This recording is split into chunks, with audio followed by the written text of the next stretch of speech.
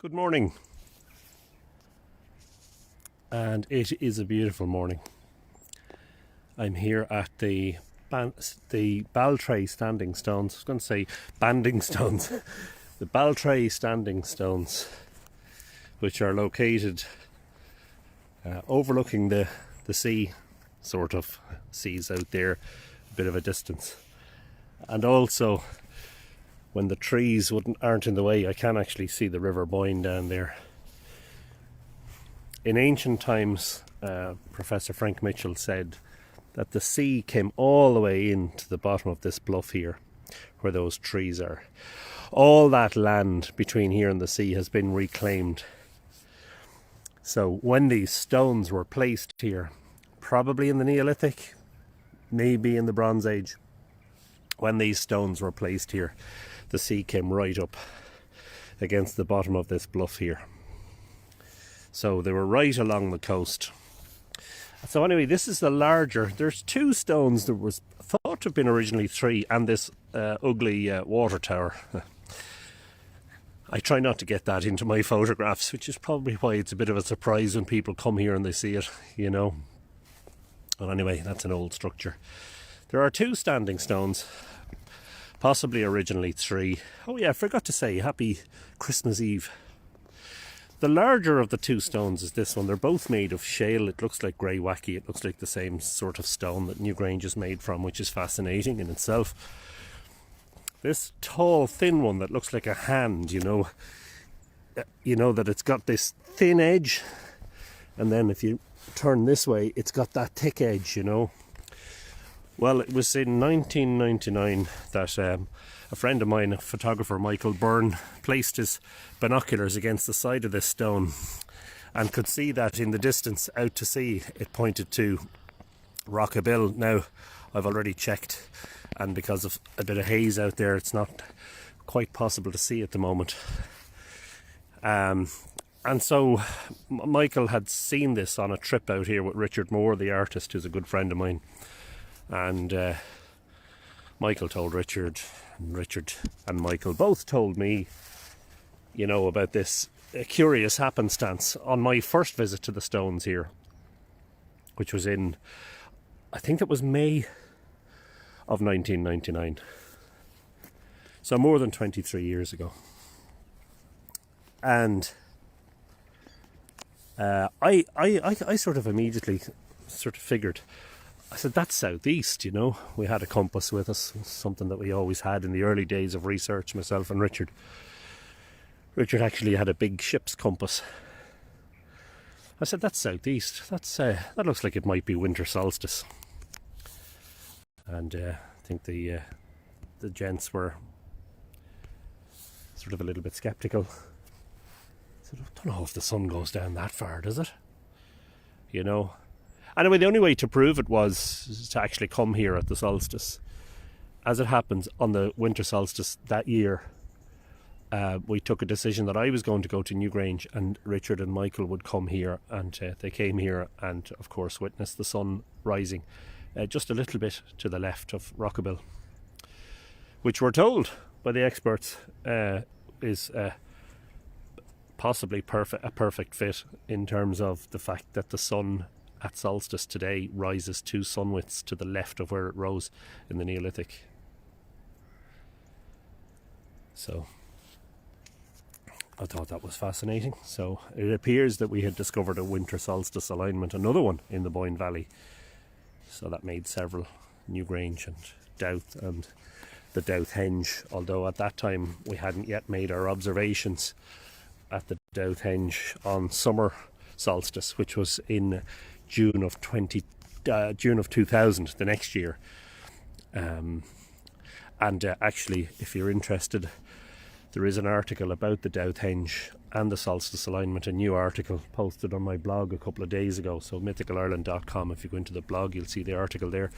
Anyway, one of the things that's interesting about Baltray versus Newgrange is that at Baltray the sun rises about 15 minutes earlier than it does at Newgrange, maybe 20 minutes earlier. And that's because we're looking out to the far horizon. We've got no hills, you know, we've got no intervening hills like at Newgrange. But the Baltray observers must have figured out that we're plagued by this issue. So the sky is clear, right? I'm sure, well, it's largely clear, right? There's quite a lot of blue sky. But on the horizon, there's a bank of cloud.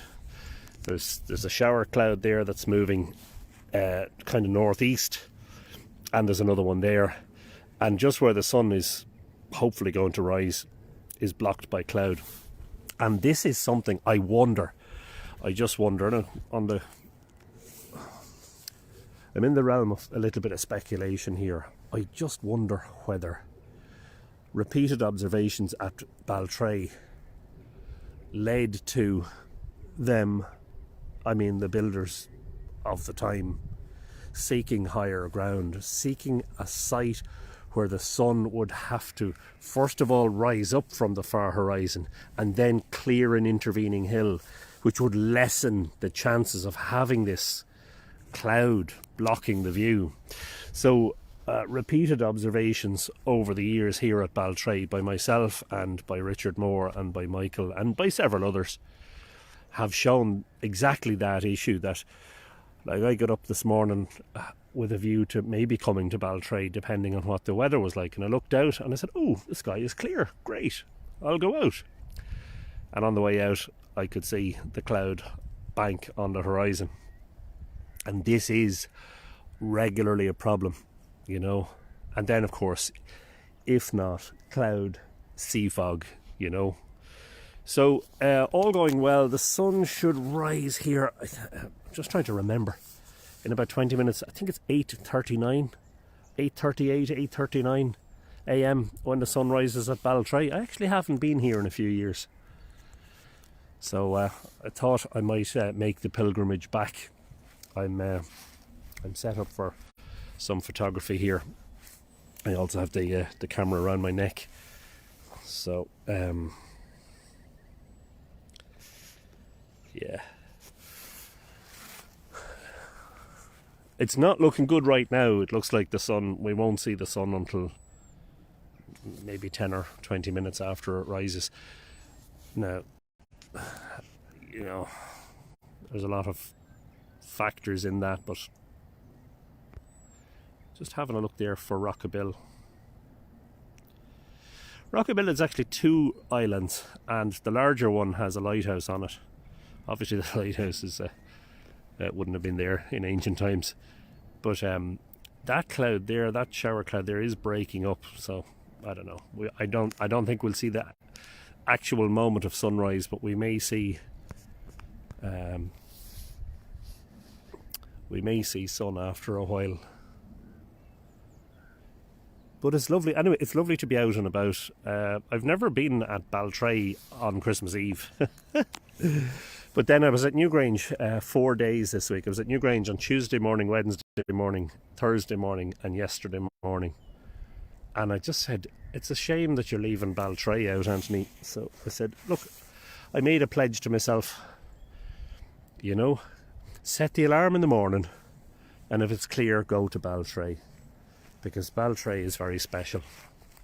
Well, notwithstanding the beauty of the place, you know, and the fact that it looks out to sea and the solstice alignment, is the personal attachment to it, you know. The fact that the 3 of us made that discovery 23 years ago, and that really set Richard Moore and I on a journey of exploration and discovery, and well, more discoveries followed, as you know, if you've been following the whole story, but that's where this is where it started. It started in the summer of 1999 with, I don't know if the sun goes that far. It's like, well, only one way to find out. Let's come here at the winter solstice. So that's land that is, you know, all that land that has been reclaimed, that's all a golf club. That's the County Louth Golf Club at Baltray. So just where that vehicle is, beyond that you'll see the dunes, and beyond that is the beach and the sea. You can see the line of the sea there, I'm sure. I can hear curlews in the distance, which is a beautiful thing to hear early in the morning. So I'm not going to continue live streaming. I may come back again when the sun actually does rise and do another short live stream. But all going well in, let me see, what time is it, 8:22.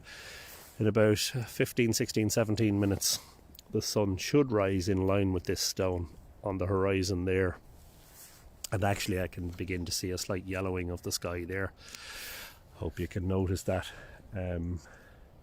So fingers crossed that cloud doesn't hang around too much and gets broken up or whatever.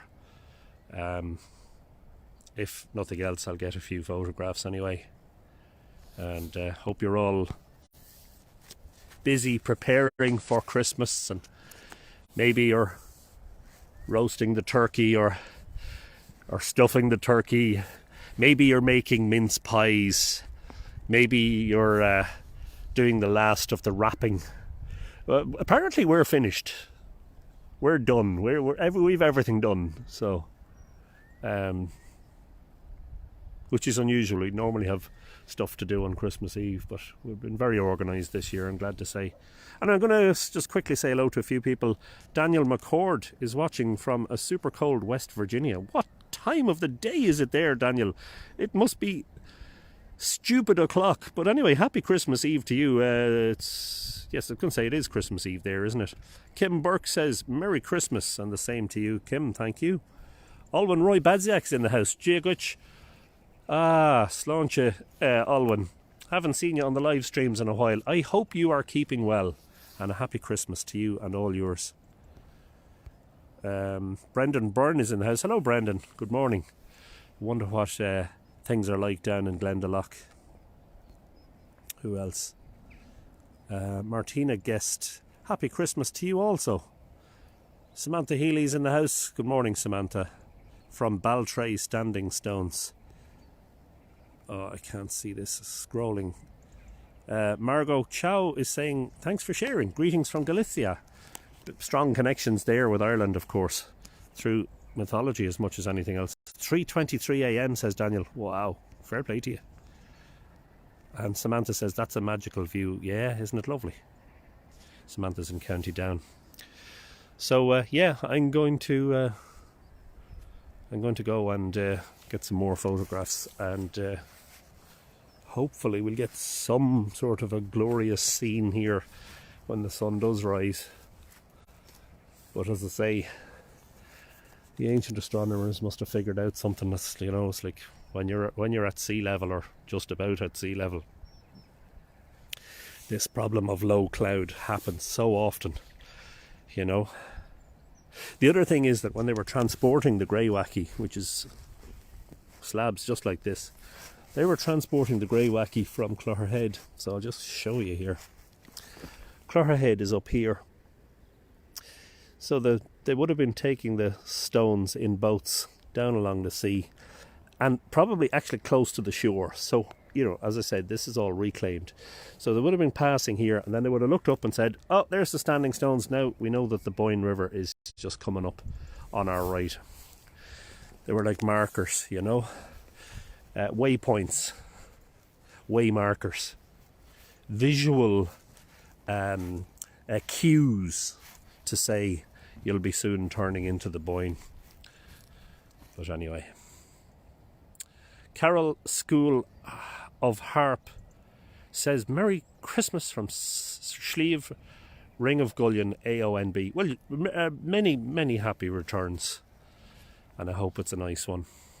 And Jules Cousins is in the house waving. Hello, Jules. We're at the Baltray Standing Stones, at the situated between the mouth of the River Boyne and the sea here at Baltray, waiting for the sun to rise, and clouds on the horizon. It's clear above, but clouds on the horizon may spoil the initial part of the show. So I'll be back, hopefully. Going to take some more photographs, but I'll be back hopefully with another live when we actually see the sun. So anyway, hope you're all having a great Christmas Eve so far.